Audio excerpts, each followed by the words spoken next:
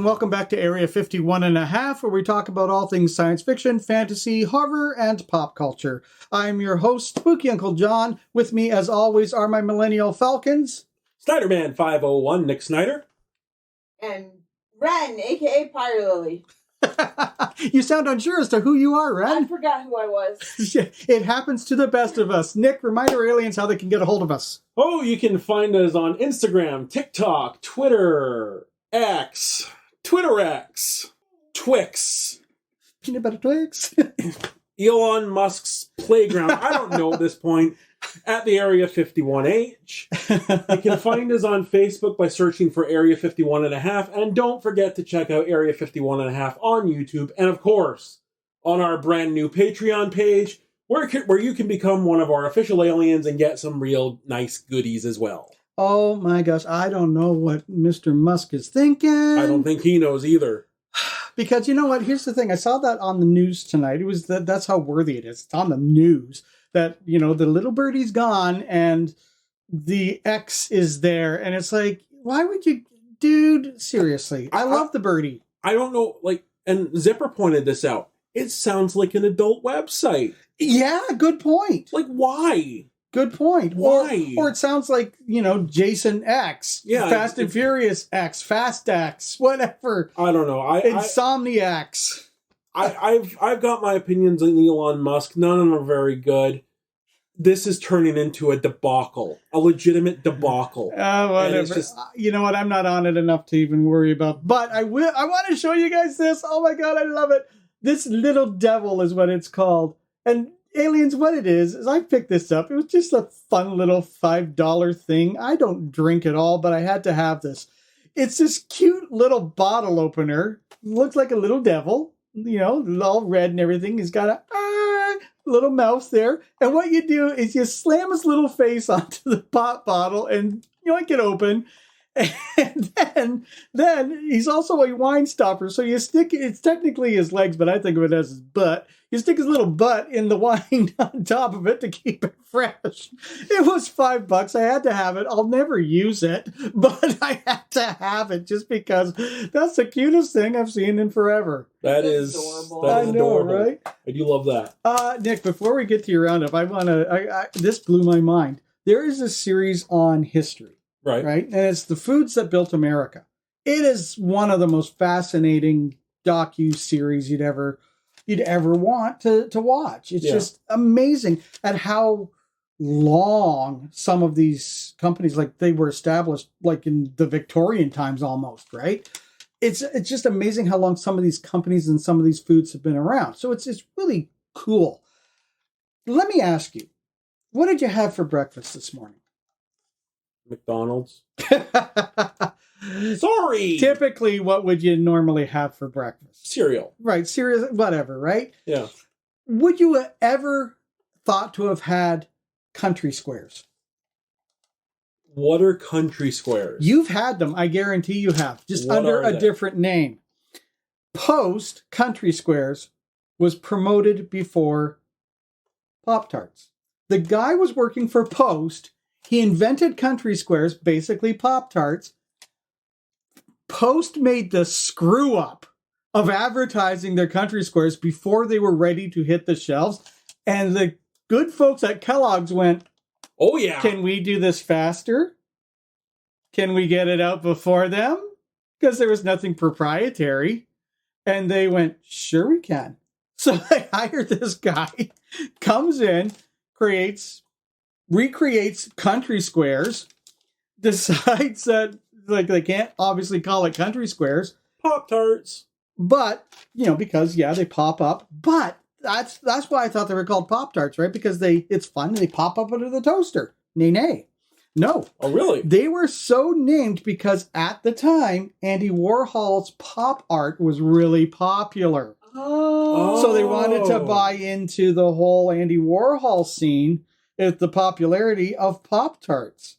So they actually went to Keebler to help them make Pop-Tarts. Oh, that's amazing. And then Post was just like, well, fudge. Now what do we do? Because they can't put out their country squares after Pop-Tarts has been out there. And Pop-Tarts has run wild. There's So many flavors that we do not get here up in Chili Beach, let me tell you. But I know. There are so many flavors, and it's impressive. There's a place nearby here, one of the markets where they sell the American flavors, and you can buy them individually. And some of the flavors are kind of ridiculous. Yeah, but they're also a massive price, I would imagine. Oh, yeah. Have you ever had a froffle?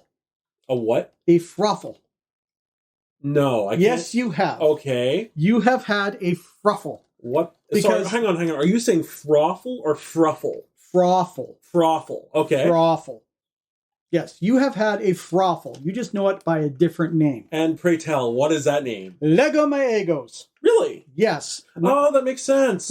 Frozen waffles. Frozen Froffles. waffle. Froffle, yeah. It's hard to say. Froffle. But how did they come up with the name Eggo, I hear you ask?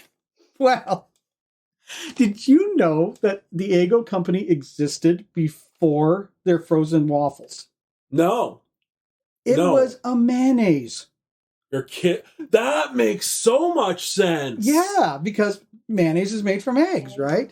It was Eggo mayonnaise. Can you believe that? No. Never heard, because it's not on the shelves now, right? So, like, this stuff just kind of blows my mind, because Cheerios was number one cereal, right? Mhm. And of course, the opposing companies wanted to have a good cereal too. Of course. They were always, Post and Kellogg's were always battling for number one. Yeah. Right? Well, they made Fruit Loops. And Fruit Loops became wildly popular. Yeah. And, going back to one of our previous episodes talking about mascots, of course, Toucan Sam. Yeah. Fruit Loops and Frosted Flakes and Rice Krispies, and, they all have these wonderful mascots, right? But going back to Post, they're just like, oh, man, how do we, they got Fruit Loops. What do we got? Can I take a guess? Yeah. Honey Nut Cheerios. No. Really? No, because it has to be fruity. What did they do? The genius who screwed up the country squares wants to redeem himself. And so he was sitting there going, how do we come up with a cereal that is going to appeal to the masses?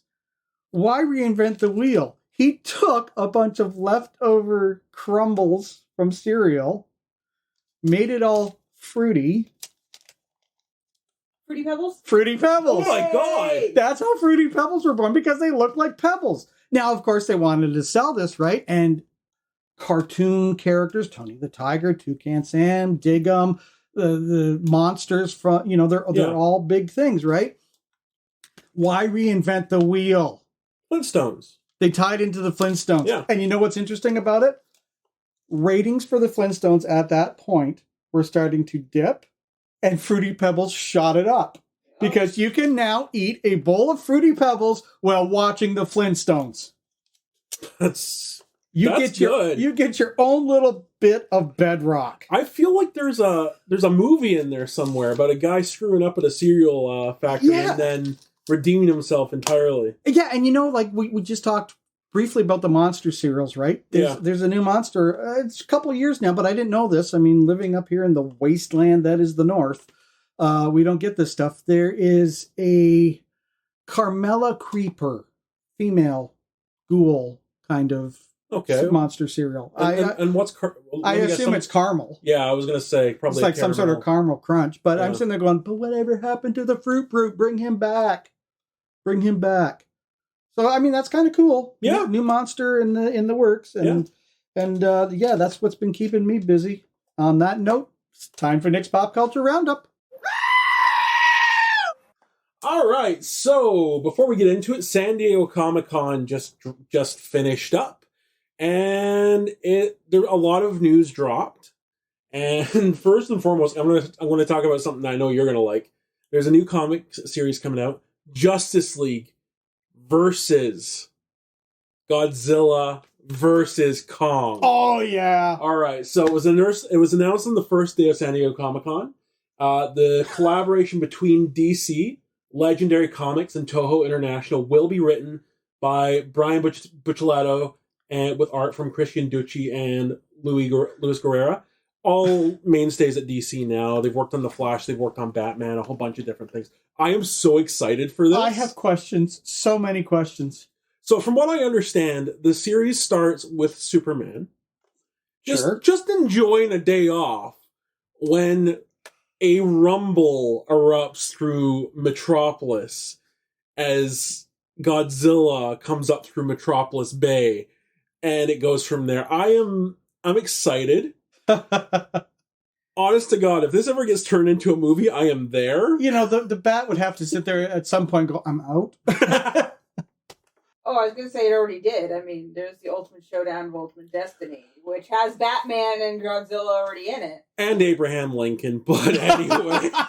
I'll need to show you that at some point. I don't think you've seen that. No, I haven't seen that. No, I haven't seen that. All right. There's too much out there for me to find all the time. So that'll be, I believe, coming in the fall. Now, on to video game news. Cool, no, but before we go, like I said, I have so many questions. Is Godzilla technically a sea creature? Could Aquaman talk to him?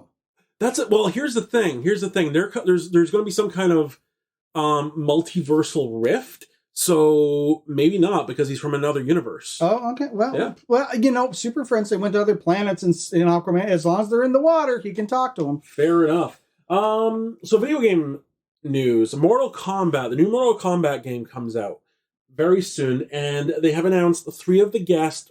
For the last couple renditions, they've had playable guests. You know, Freddy Krueger, Jason, the Xenomorph, Rambo, Terminator, and all that, right? So this new rendition is going to have Homelander from The Boys. It's going to have Omni-Man from Invincible. And it's going to have Peacemaker from the Suicide Squad. And I am down for that. J.K. Simmons has been announced to be reprising the role of Omni-Man. And considering how overpowered and violent Omni-Man is in Invincible, I can't wait to play as him. Yeah. It's going to be amazing. J.K. Simmons is a great actor. Yes, he is. And I sometimes wonder, when you have actors of that caliber, you know, like, are they sweet guys really when they're playing such... Because he plays, like J. Jonah Jameson. He plays him perfectly. Yes, he does. You know, in Oz, he played that character purposely.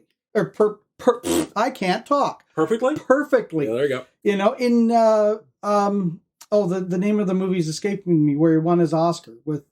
the drummer. Yeah. Oh my God. Like he played that brilliantly, savagely. Yeah. So he's always played these kind of abusive characters really wonderfully. And the truth of the matter is, I bet you he's a sweet guy. Probably. When you watch him in Juno, he plays the Juno's dad, and he's really sweet in that. And I think that's probably a little bit closer. Or to when the you real see thing. him in the farmers insurance commercials. Yeah. I can't wait. It's going to be such a good game. Yeah. And like, I enjoyed the last one. Honestly, strangely enough, one of my favorite characters to play in the last game was Rambo. It's just, he's so weird in it, but whatever. I can't wait. Omni-Man versus Scorpion, I am there for it. And now on to some really exciting toy news. Well, exciting for me and other Transformers fans. Right. Nova Prime is finally getting a mainstream figure. There was a figure of Nova Prime years ago from the Collectors Club, but those are so hard to come by. This is a mainstream figure for the Legacy series, and I'm so excited. Nova Prime is a fantastic villain from the comics, a complete and utter madman who believes that Transformers are superior to other species, and just a really well-written villain. Last time I saw him was a snippet in the Transformers Demolition video game, and nothing came of that because there was no sequel. But I'm so excited for it. Are Transformers technically AI, or are they a living being? They're living beings. Okay. There's a whole lore behind it. There's a whole that's an episode all into itself. Yeah. I'd love to do that one day. But that's really cool, though. I mean, that's kind of like, you and I have had this discussion about what makes a great villain a great villain, and I often think about Michael Keaton's turn as the Vulture in Homecoming. Yeah, you know, where he's not out for world domination. He's not out for some sort of nobler purpose. He doesn't think he's superior to anybody else. He's just a working class guy who got screwed by the government and turned to basically crime to get his. And feed his family. Oh, and there's the thing with Nova Prime. When you hear the name Prime, you think he's a good guy. Yeah, because of Optimus Prime. He's not. Yeah. He's awful. But anyway, looking forward to it. The figure looks really, really, really good. And continue with the toy news. Mattel showed their entire hand with the WWE action figures this year. Oh my God. The amount of stuff that's coming out. And it didn't occur to me until I saw it. But next year, 2024, will be the 40th anniversary of Hulkamania. And Mattel came to play. Wow. Yeah. Wow. Oh, I'm getting old. Wow. Yeah, it's also my 40th anniversary. Anyway, there's a huge amount of new Hulk Hogan figures coming out. There's a 3-pack with a Hulkamania figure, an NWO figure, and a Hulk Still Rules figure. There's a 4-pack with Hulk Hogan, Rocky Maivia, Stone Cold, and Becky Lynch.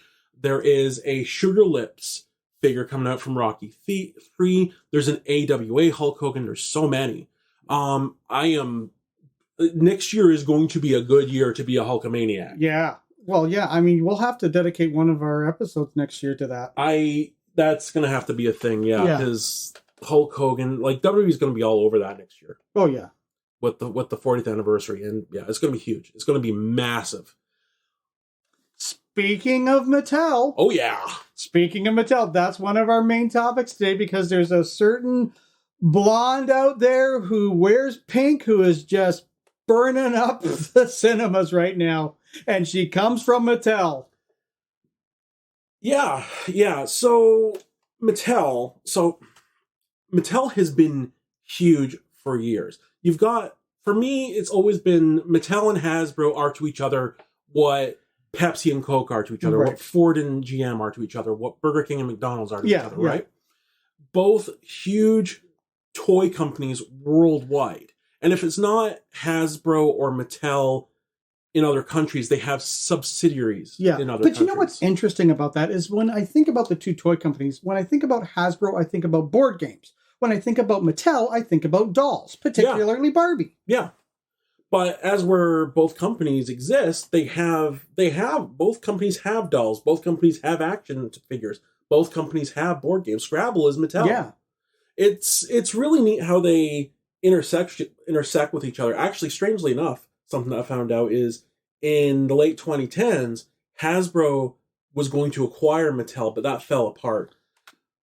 Again, that's a whole other thing. So when did Mattel start? I mean, it's been around a long time. Mattel has been at the forefront of innovation since the 40s. The forefront of innovation. Toy innovation. 1945. It was started by Harold Matson and Elliot and Ruth Handler. Mattel is actually a portmanteau of Matt, Sin, and L. Yeah, Mattel. Mattel, sure. Matson Elliot. So, yeah, that's where it comes from. They started in a garage like most other toy companies honestly do. Yeah. And it was actually Ruth Handler, Elliot's wife, that created Barbie. And it was Barbie that really put them on the map. Yeah, I know. Because you know what was really interesting about her creating Barbie is that the Barbie doll, which has become iconic, was actually just incidental. Because the whole point was that she had a fashion background and she wanted to sell the clothes. Exactly. Barbie was just the mannequin for which to sell all the attire.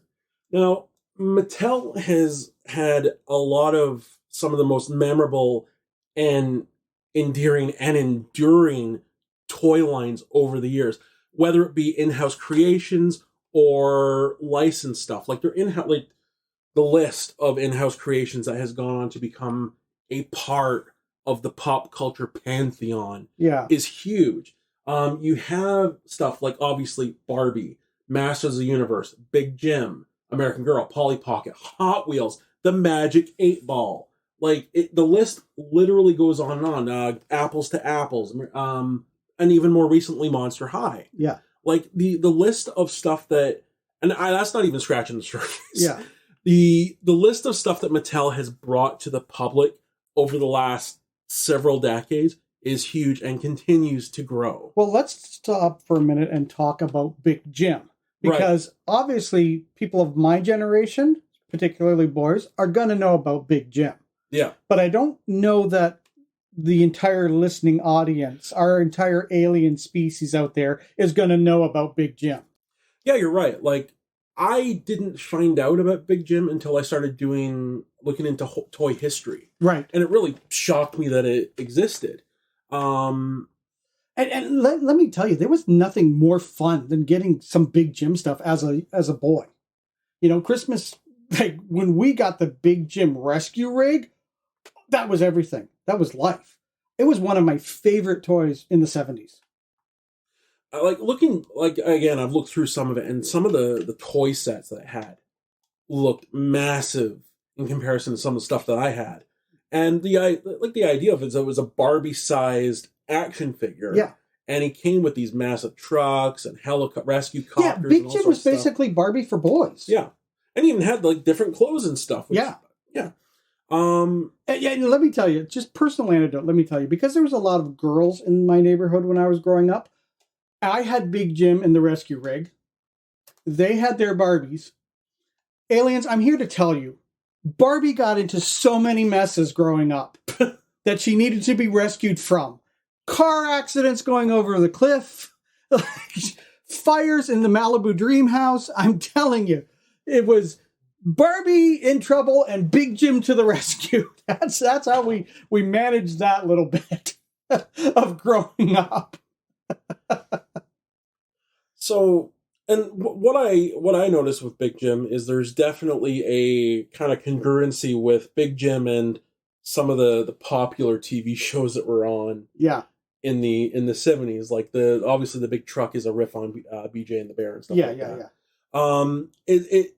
It's interesting to watch it. Like if you watch the history of it, starts in the early 70s and kind of peters out in the early 80s when all of the action figures go to the 4-inch size, right? Yeah, and I'll be honest, I didn't even know that Big Jim lasted into the 80s. I thought it was just like a 70s thing and kind of disappeared because it was hard to find after a certain while. I mean, initially it was everywhere. It was, they got this Big Jim doll, then we got clothes. My parents was, this is easy, Christmas, birthdays, Big Jim, then Star Wars comes out. Exactly. Yeah. And that I think that's kind of what, because even G.I. Joe struggled in the 70s with toys like that. Yeah. Going up against toys like that. Now, didn't you find in doing our research that Big Jim actually started off as a G.I. Joe type character? It was essentially Mattel's answer to G.I. Joe.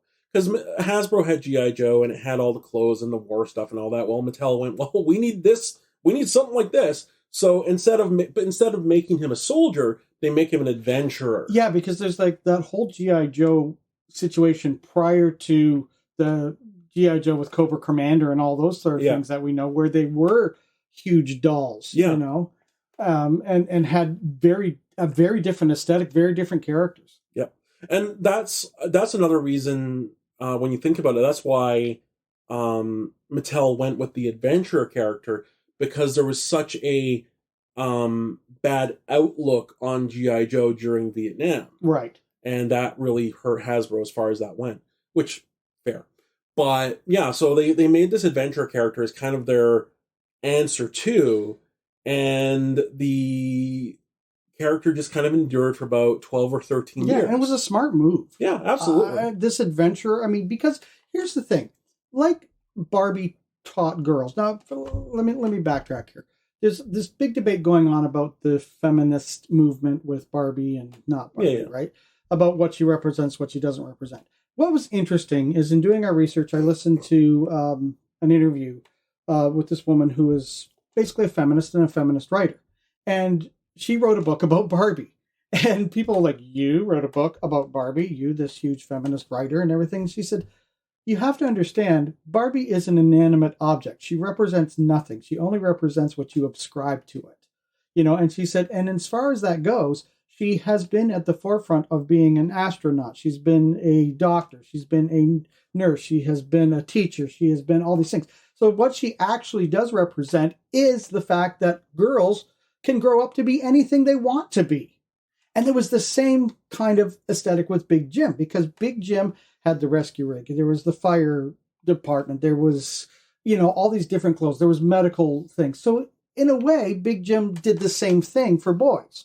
Now, the only reason this is my belief. I can't say this for sure, but I do think that the only reason Big Jim didn't continue into a smaller line is because Mattel already had Masters of the Universe. Right. So why create another line to compete with itself? I also think that there's probably some bottom line stuff there, Probably, right? Because hopefully society's different now. Little boys in that era, playing with dolls versus playing with an action figure. Yeah. You know what I mean? So there's some kind of societal pressure in there, I would think, to a certain degree. But what was interesting is what you found out about how Big Jim was packaged down in like South America. Oh, yeah. So Big Jim was packaged as 007. James Bond. And that's a really neat thing. Like, sometimes toys will go into international markets as something completely different. Like Hasbro, I've seen it with Hasbro where they send Transformers overseas and they're packaged by their subsidiary overseas as something completely different. So they did this with Big Jim. And they packaged them in South America as James Bond, Agent 007. Literally nothing else was changed about the doll. None of the clothes were changed. Nothing. Just the package was changed to a logo with 007 on it. And I'm just like, oh my, why? I'm surprised it didn't go to Scotland as Big Man Jim. I mean, I don't know if Big Man Jimmy. I don't know if Big Jim was in Scotland, because if he was, I don't think he endured the way that he did in North America. I don't know that he was, but I mean, just because you mentioned the 007, of course, Sean Connery from Scotland played the first 007. Well, it's just that whole idea about that sketch comedy that you showed me from Scotland. Oh yeah, and Alex, Big Man Jimmy. No, if it was gonna be Big Jim in Scotland, it would actually be Big Tam. But anyway, but like, and some of the stuff out there that Mattel's done, I didn't even realize was Mattel. Like, I didn't even realize Creepy Crawlers was Mattel. I didn't realize the Magic 8 Ball was Mattel. Yeah, because, it's interesting that you're mentioning that, because, like, now that I think about it, you don't necessarily look, is it Mattel, is it Hasbro, is it whatever, right? You just sit there and go, I'm looking for Monopoly, for instance. I'm looking for Barbie, for instance. I'm looking for this. And you don't care who makes it, you just grab it. Yeah. Another one was Rock'em Sock'em Robots, both the original version and the new version. I had that. Another one, and this has always been on my periphery because it doesn't have the presence in Canada that it does in the States. And Wren and I were talking about it just before, but the American Girl series. Exactly. You've got that look on your face. You have no idea what I'm talking about. Of course, for two reasons. One, I'm Canadian, and two, I'm a male of that generation that, So tell me about this. Tell us about this American Girl series. So the American Girls started as a doll series put out by the Pleasant Company in May of '86. And it was basically dolls that had different looks to them. Mm-hmm. Eventually, they came out with ones that were made to look like the customers that could buy them. So they had different hair and different face structures and skin tones and everything. But it also had a set of books that came with it. And when did they come out again? So they started in 1986. Okay. A lot of the books were written for girls that were at least 8 years old. They were written in between the 80s and the 90s. And they had different historical characters. So, like, for example, they had the one that I absolutely adored when I was younger was Felicity. She's from Williamsburg, Virginia, and was part of the Revolutionary War. Cool. And I was super into that at that time. But, so they had, like, the Revolutionary War. Yeah. They had the Revolutionary War. They did World War II.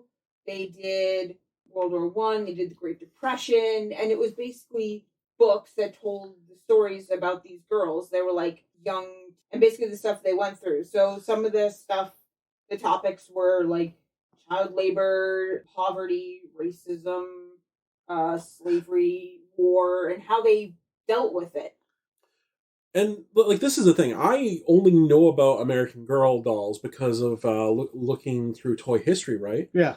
But these things have a huge presence in the States, but they're not known here, at least not wholly. Well, it's mostly because it was only American history. I know. Right? Yeah. But yeah, like, so you could go and you could get, I guess they're called Truly Me dolls now, but they're designed to look like the kid who buys them. right. But the problem is with these dolls, the books may have been affordable, but the dolls were easily $115. You could easily, like, if you got Oh, my. and they all had different outfits, right? So they had lots of different outfits for the different eras, and all the dolls were the same size, so you can interchange them and everything. But I saw one thing, it's like you could go into the store, spend $600, and that's on a doll and 2 outfits. My gosh. I only know of one friend when I was younger who had one, and it was like the big deal of the neighborhood that she had an American Girl doll. Did she carry it around like lost gold? Like, Yeah, well, we didn't a realize. Fabergé egg? We knew that they were expensive, but we didn't realize how expensive they were. Yeah. Like, yeah, I never got one, and I really, really wanted it. But I read at least 2 or 3 of the series, and it was like the thing to get was this doll that either was one of the characters or the ones that looked like you. They have entire stores, and you could buy them online. And I remember looking online when, I first got the internet and stuff.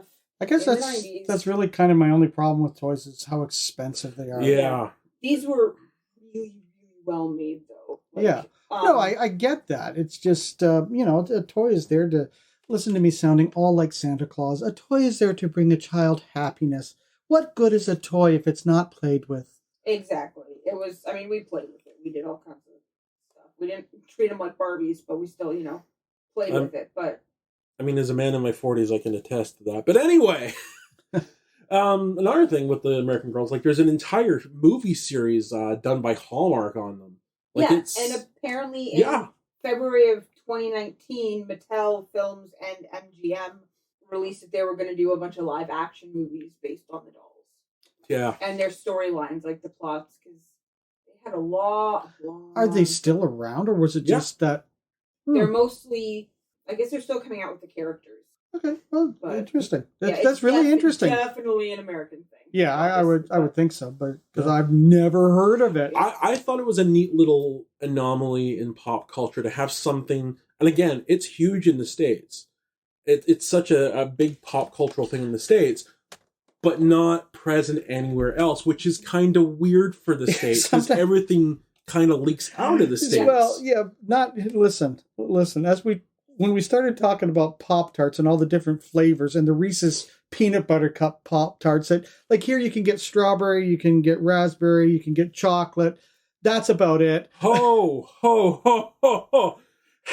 Did you say Reese's peanut butter Pop-Tarts? We've lost Nick, aliens. He's drooling like Homer Simpson now. I'll send you a picture next time I go back to the States. But like, this is the thing, because here in Canada, I sometimes feel like the poor relation or neighbor looking over the fence going, why do you have so much and we have so little? Yep. The land of plenty truly is. Well, listen, there's a reason America has an obesity problem. Wow. This is it. That is not news. That is not news. That is not a slam. Because of all the tasty Pop-Tart options. Oh, it's not just that. It's everything. Like but the thing is, it's hard because now that we can online shop, my friend Marketa in Philadelphia, she sits there and she says, why don't you just order it online? I said, because you don't understand. For you, it's $10 and you have free shipping anywhere in America. Mm-hmm. In Canada, it's $10 plus the exchange rate. So that makes it now, I'm gonna be hyperbolic, 15. Yeah. And then there's the shipping cost, which is as much as the thing. If not more. So your just $10 item is a just $30 item for me. So no, that doesn't work. It's hard to find places because I swear if I could find where to buy tasty cakes online, I'd have them all the time. But I can't find them online. Oh my. See, that's a nice thing. I can at least find the British snacks that I liked as a kid in Walmart now, so whatever.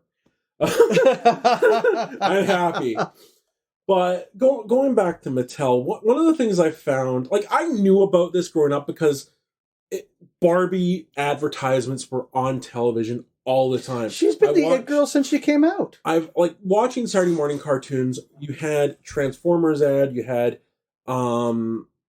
ads for creepy crawlers, and of course ads for Barbie. Yeah, and the easy bake oven and all that kind of great stuff. And all the really neat thing was watching all of the Barbie dolls that would come and go on the ads, like some of the really weird ones. So I compiled a small list of Barbie dolls that have kind of come and gone. All right, let's do it. Now, before I get into this, Midge is on the list, but it's a specific version of Midge. So do you want to just give the listeners a little idea on who Midge is? Barbie's little sister.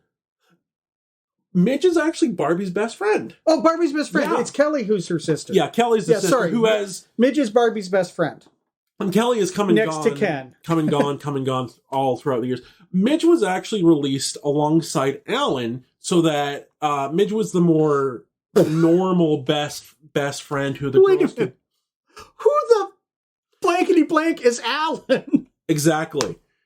And he's on my list. Is he Ken's homie? Is there a secret that we don't know between Ken and Alan, and that's why he's been swept under the rug? Yeah, wait till I tell you about Magic Earring Ken. Anyway.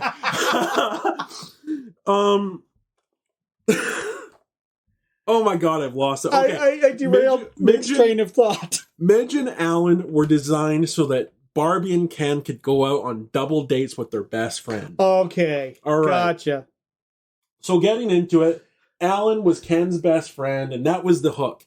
He could go on a double date with Midge, Barbie, and Ken, and Ken and Alan could swap clothes. That was the selling point. So in true fashion, literally fashion. So in true fashion, Midge and Alan got married and went off and got fat somewhere and just didn't have time to hang out with Ken and Barbie anymore. I love himbo characters. Himbo. More on that in a minute. Let me tell you about Tanner. Tanner is Barbie's dog, released in the early 2000s. And guess what his gimmick was? Oh, I remember she had a dog. I forgot about that. Yeah. What was his gimmick? He peed. No, he pooed. Oh, that's what gross. It Oh, the gross. The reason... Well, so this is like Scoop the dog poo Barbie? Like what? Honestly, yes. It came with a dog scoop with little magnets in it. And the reason it was taken off the shelves is because the magnets would come loose and become a swallowing, a choking hazard. Yeah. Because every kid wants to eat dog poo. What are they, divine and pink flamingos? I mean, I'm going to be. Oh my god, why? Because it happened, and it's pop culture. You're welcome, children. I'm going to be honest with you. There is a certain point in time in the early 2000s where toy companies were kind of obsessed with pooping dolls. So this is an ongoing thing. Look, that's been going on forever. Baby wetums. Yeah, fair enough. You can feed the baby and then change the baby, just like mommy does. So, unfortunately, Tanner went to the kennel in the sky. Oh, he crossed the Rainbow Bridge? Yeah. So, going back to Midge. And if you have a Tanner, he's worth $500 now. I don't know. He might, if he's in package, he might be. Speaking of which, there is a Ken and Barbie Addams Family set. Oh, that's fantastic. Yeah, the price isn't fantastic if you want to get it, but it is. I saw that. I want it. I do have a honorable mention from the Collector's series in just a moment. But going back to Midge got pregnant. See, what I tell you? Midge got released as part of the Happy Family Pack. Now, the idea was that the Happy Family Pack was Midge with two kids. One was a 3-year-old, and then the other one was inside her belly, that you could open up her belly, and then the child was born. But Alan was sold separately. So this is the early 90s. Oh, wow. This is the early 90s. Oh, so wow. The optics on this is that Midge was sold separate with two children. she looked like a single mother. The parents weren't happy about that, John. Gee, I can't imagine why. Oh, so she got pulled. So deadbeat dad Alan was somewhere over there. Yeah. He came with a support check or something. Like here's the thing: if you it's not so much this way now, but when you look at the toy aisles back in the 90s, Ken had his own section next to Barbie. So I imagine Alan was off in the Ken section while Midge was over there raising the babies by herself. Oh. Having fun with the boys while he leaves the wife at home. And you know what the interesting thing too is, like, they never did this with Barbie. It was always Kelly, her little sister, or it was Midge, her best friend. Barbie get pregnant? No. But there is a reason for that, though. Barbie's the unattainable dream girl. She's the girl that everybody wants to be. So they made other characters so that girls can relate to those characters. Yeah, and I think that's kind of where that mistake was kind of made, honestly, because as I alluded to about the feminist issue, right? That's what this author said, is that Barbie actually is the ultimate feminist because you have all of these choices, right? So why would they not continue that and have the choice be, yes, it's perfectly okay to be a mother? There you go. So before we get into my kicker here. Your kick? Oh, it gets better? I'm going to go over my my honorable mention. From the Barbie Collectors Club, this doll cost $80. It was Malibu Beach Sugar Daddy Ken. It was called that? It was called that. And man, he looked like a sugar daddy. He had the suit. He's got like the silver fox thing going on, and he's. Aliens. I'm doing a face palm. I am rubbing my temples. Sugar Daddy Ken. Oh my god. Malibu Beach Sugar Daddy Ken. Anyway, and he's also got he comes with a little dog on a leash, a little white dog on a leash. It's like, who thought of this? Anyway, that was for the adult collectors, though. Yeah. To be fair. Do you know on one of those home renovation shows, they've got this home renovation show going on. They're actually building the Malibu Dream House. Oh my god. Different. Yes. Yeah. On Discovery Plus. Yeah. Yes. It's so cool. I'm gonna watch it. It's so cool. I mean, that's what I mean. This is the extent. Like we're talking about Mattel in general, but this honestly is the extent of Barbie. Like, next to Mickey Mouse, this is her world. Honestly, yeah. Like she has become. She's more than the sum of her parts. She is a legitimate pop culture icon. And because Big Jim was from Mattel, he's basically in that Barbie verse. Yeah, absolutely. And honestly, like, with the way toy companies have gone, I'm surprised they haven't brought Big Jim back in some fashion. But anyway. Nobody would know who he was, though. Moving on to my kicker. Okay, your kicker. Earring Magic Ken. Earring Magic Ken. In the early 90s, Mattel surveyed the people. Well, the small people. Kids. The verdict?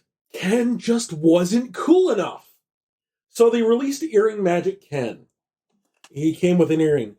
And hey, listen, it was the style in the 90s, let me tell you. Oh, but no. The clothing. And I fleshed this out with Wren, so I can say this.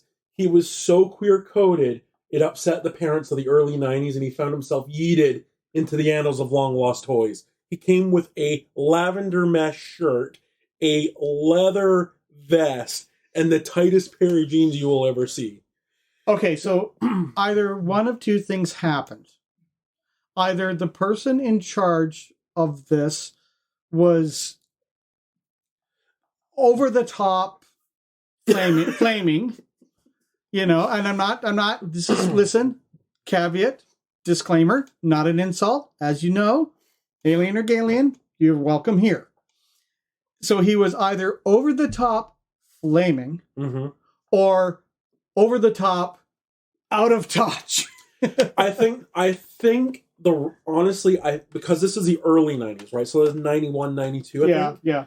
I think somebody got the wrong impression from New Kids on the Block and just ran with it. No, I honestly think that. Well, you know, you could be right. I think that, you know, the problem is that executives are older people. Yeah. They don't know. They don't. Well, this is popular. The K-pop guys, the guys that are really BTS. huge. BTS. I had it right, but I doubted myself. Never doubt yourself, children.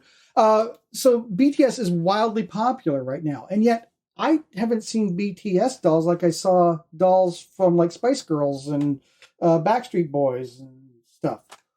They must be there. They're there. They they're must there. be. They're but why there. am I not seeing them? I don't know. Like, because it might just be a case of you're not recognizing them when you walk past them because they're there. I recognize BTS. Mind you, I'm not in the doll section a whole lot except when I'm shopping with you. But thanks, I think. Well, you're always going off there. Come on. So they're not there because I would notice them. But then again, we live in the land of not plenty. There are BTS dolls. There has to be. There would have to be. There are. A couple years ago, one of the Walmarts nearby, not the one here in town, but one next town over, they had a huge, giant display of BTS dolls. Massive. Because that's what I'm thinking. I'm thinking that they're probably an executive at the time sat there and went, well, look, these boy bands are really popular. Let's emulate them. Yeah, exactly. So then why put out Magic Earring Ken and not boy band Ken and Alan and... Oh my God. Oh, wow. I mean, they did it with the Turtles. They actually did a band, like, there was this school bus that they had, and they, like, Leo played the guitar, Raphael played the drums, so on and so forth. But that actually would have been kind of cool if they had, like, the boy band Ken dolls. Yeah. That's actually kind of a neat idea. I'm surprised they didn't do that. There was no boy band Ken and Alan because they had the NSYNC and Backstreet Boys dolls. And why try to compete with them? That's true. And those I believe, I know the New Kids on the Block toys were put up by Mattel. I think the Backstreet Boys ones were as well. So Kids didn't care though. It was NSYNC doll. Why would they want Ken as a boy band when they you got Justin Timberlake? And Ken has never gotten the respect he deserves because Ryan Gosling was on Jimmy Fallon the other night, right? And he's talking about his role in the cinematic adventure and how Greta Gerwig approached him about it. And so he showed Greta Gerwig this picture from his backyard with his children. Ken is laying face down in the mud next to a squashed lemon. And he says to her, I will be your Ken.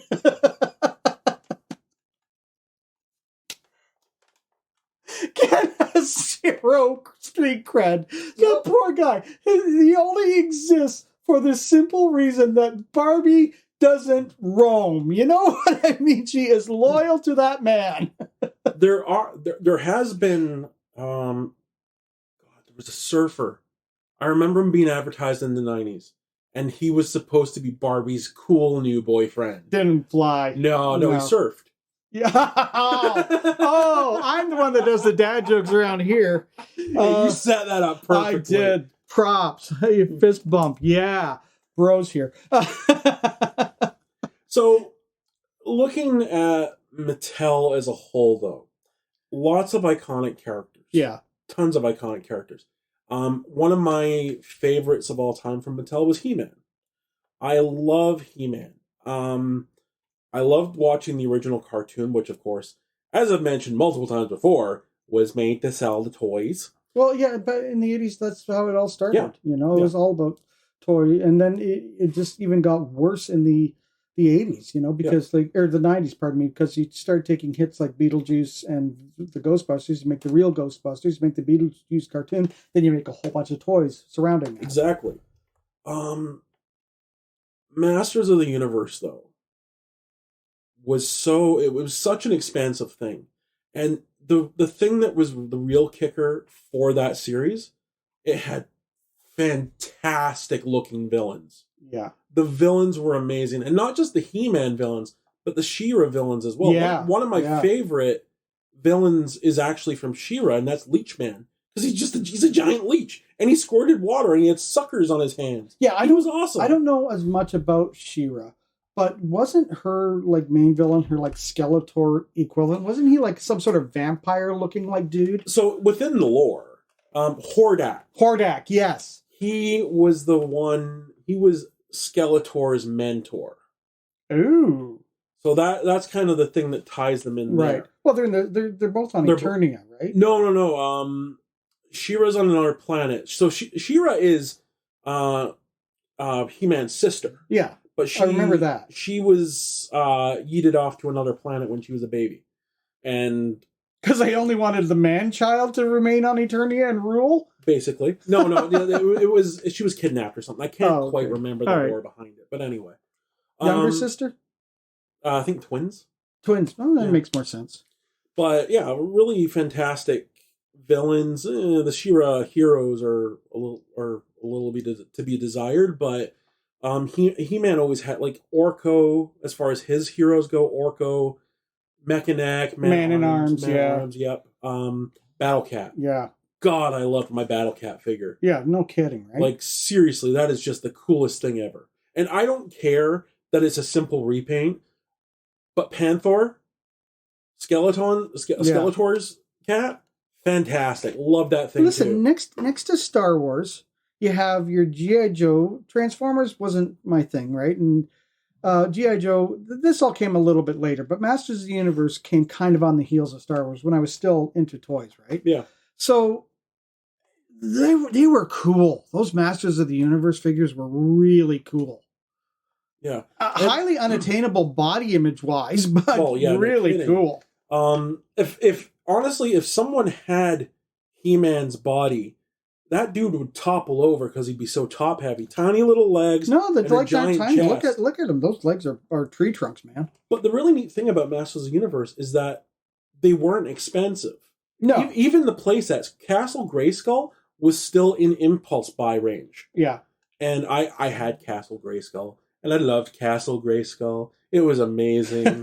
Like, the amount of these figures I had was ridiculous. Well, you know, the interesting thing is, too, because some of these figures, you look at other things where there's movie tie-ins, right? Mm-hmm. And it didn't do well. Obviously, because of Star Wars, Paramount went, what do we got? Hey, Star Trek, fantastic. So then they put out all these Star Trek toys. That's flopped. That's interesting. Clash of the Titans. Bunch of Clash of the Titans toys. Flopped. Yep. I had them, but they weren't exactly home runs. No.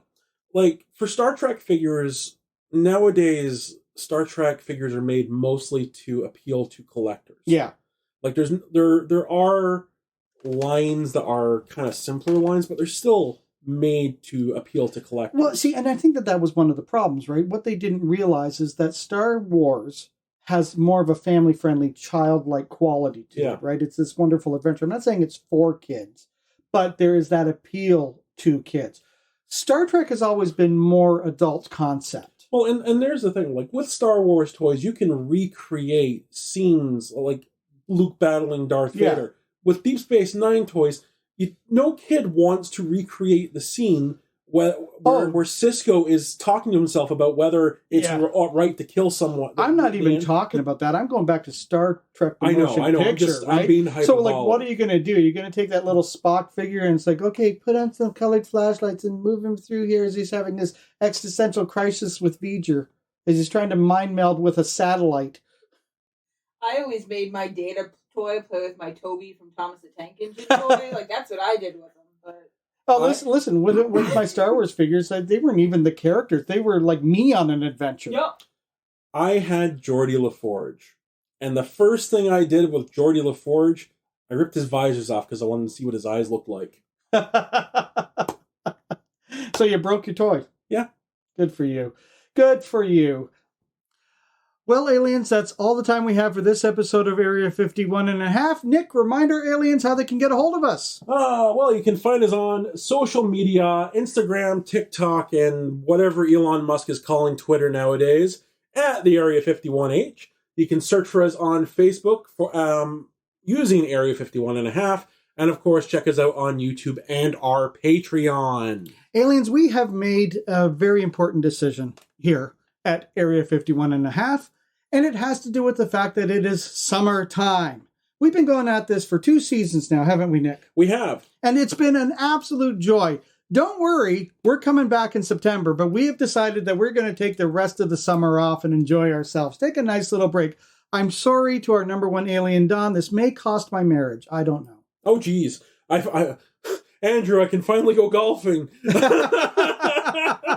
But yeah, we need a little bit of a break. We do. And we'll regroup, and we're coming back at you in September where we've got all kinds of things that we will plan. And we need this time to plan. Too, Yeah, exactly. you know, to get things sort of up and running so that we have a great third season, because we don't want to be guilty of like so many properties that have that third season slump. Yeah. Oh, I don't want to be no third season chump. No, absolutely not. So, aliens, thank you for listening to us for the past 2 seasons.